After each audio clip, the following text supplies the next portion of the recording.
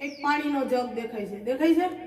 એ પાણીથી સંપૂર્ણ ભરેલો છે અને બાજુમાં એક ખાલી ગ્લાસ દેખાય છે. મારે આ જગમાંથી આ ગ્લાસ ભરવો, ભરાઈ જશે? જગમાંથી ગ્લાસ ભરવો ભરાઈ જશે? હવે મારે જગમાંથી ગ્લાસ ભરવો પણ આ ચમચીથી ભરવો, ભરાઈ જશે? ચાલો પ્રયત્ન કરીએ આપણે.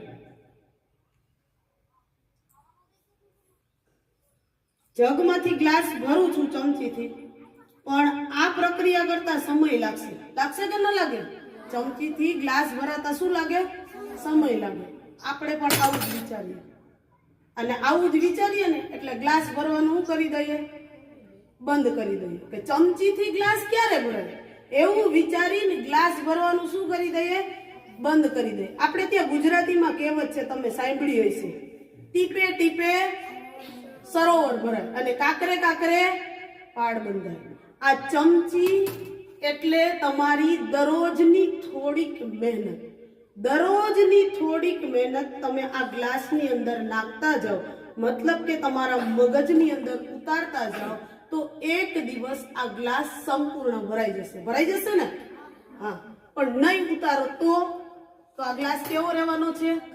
ખાલી રહેવાનો છે. હવે આખા વર્ષ દરમિયાન તમે કેટલીક ચમચી રેડી છે મગજમાં, એ તો તમને જ ખબર હશે. ખબર છે ને? મતલબ કે દરરોજ થોડી થોડી મહેનત કરો તો અંતે તમને સફળતા ચોક્કસ મળે. મળે કે ન મળે? હકીકત છે આ. હા. પણ આપણે શું વિચારીએ? આજે ટીચરે 5 જ પ્રશ્ન પાકા કરવાના દીધા ને, આજ નહીં કાલ કરીશ. કાલ પાછું એવું જ વિચારીએ, હવે આજ નહીં ક્યારે કરીશ? કાલ કરીશ. અને હવે રિવિઝન આવ્યું એટલે બધું શું થઈ ગયું? ભેગું, પાટિયા ભીહાઈ ગયા. બરાબર? એટલે હવે ગ્લાસ ભરાતા શું લાગે? વાર લાગે. હવે જેને મહેનત કરી છે એને વાર લાગશે નહીં.